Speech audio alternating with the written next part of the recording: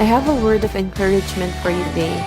Ang challenges andyan yan, hindi para pahirapan ka, kung hindi para mag-grow ka. Kasi ang challenges sa buhay ay nagsisilbing test sa atin yan, and sa test na yan may kasamang lessons na kailangan nating matutunan. Sabi nga, there is no test without a testimony.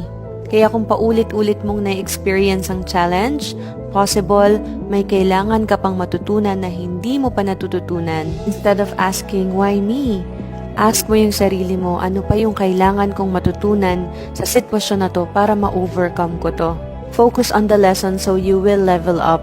Then later on, magpapasalamat ka na buti na lang dumaan ka sa sitwasyon na yan kasi dyan ka mas lalong gumaling, dyan ka na-develop at nagkaroon ng never quitting attitude. Naniniwala ako na malalagpasan mo yan.